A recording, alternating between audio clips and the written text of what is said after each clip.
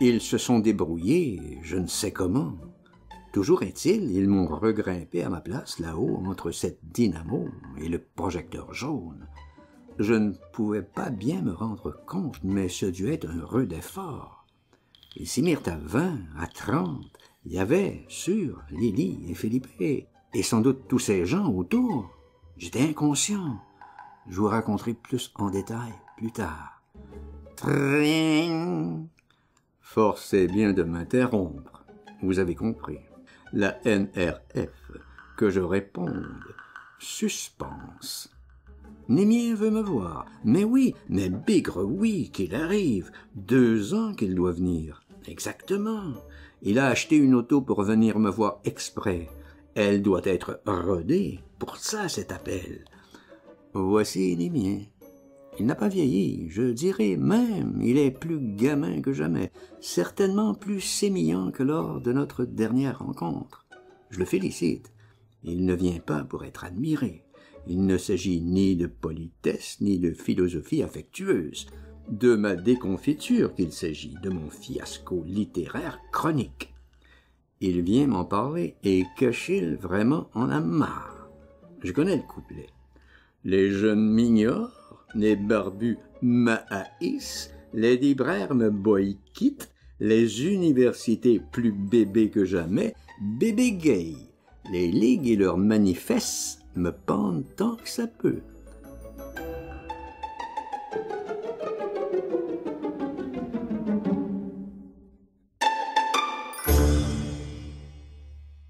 Alors, notre brain trust, il veut dire de la revue compacte, a décidé que vous deviez aller à gauche.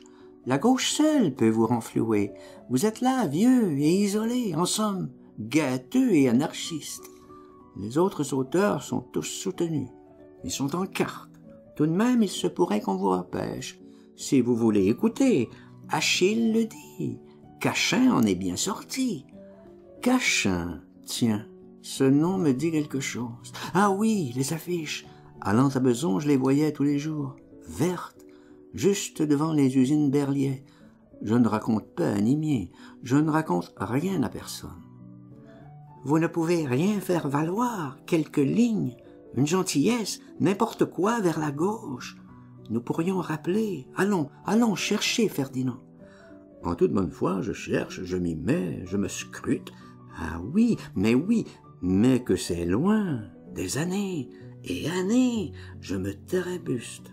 Dans cette sargasse des souvenirs, je trouve de tout, beaucoup de corps entre 2 eaux qui s'effilochent, des corps de personnages célèbres et des corps de truands, minables, au mouvement des algues, tous en remous tourbillons, et même des glorieux.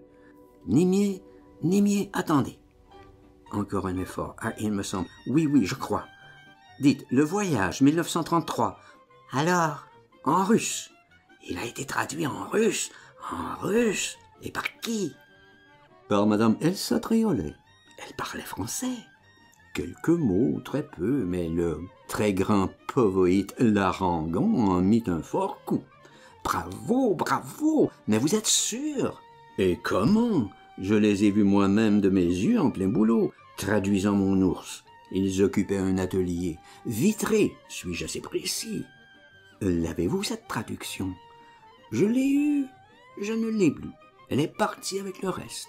Vous savez, rue Girardon, quand les épureurs ont épuré mon domicile avec 3 voitures de déménagement.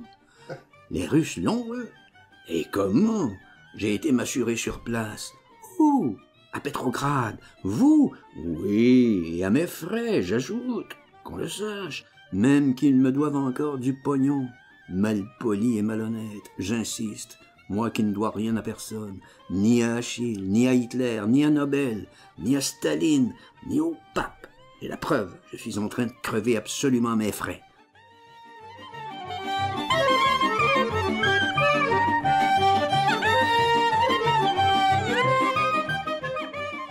Alors, je vais demander aux Russes ce qu'est devenu le voyage.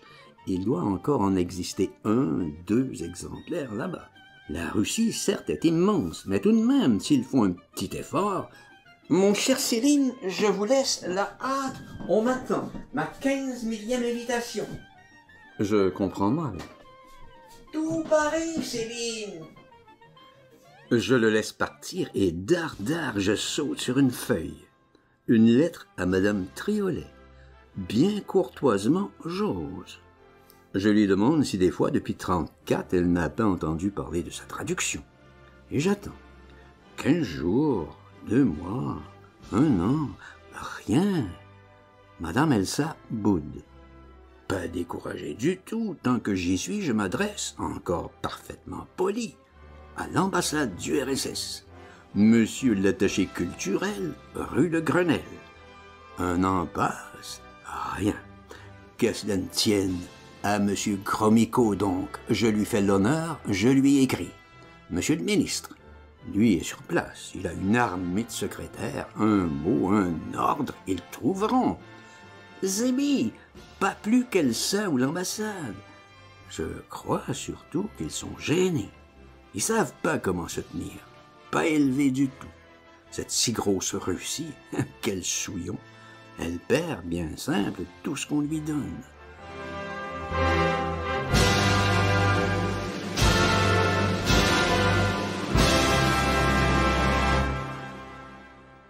Deux ans que j'ai pas vu Nimier. Allons? Il me laisse même pas recommencer, lui qui a des choses. Au diable le voyage, Gromyko, Triolet et le reste. De sa voiture qu'il veut me parler, entièrement nouvelle, si belle, en plastique, achetée exprès pour venir me voir. C'est une façon de sortir du temps, des gens et de l'espace, s'acheter de nouvelles voitures. Je vais bien, il s'amuse, mais moi, que je vous retrouve, vous vous souvenez? Je vous ai pas quitté longtemps, là, ma tête, la brique, je suis certain. Mademoiselle Odile Pomaré, au fait, est-elle mademoiselle ou madame? Oh, attention, je lui demanderai plus tard.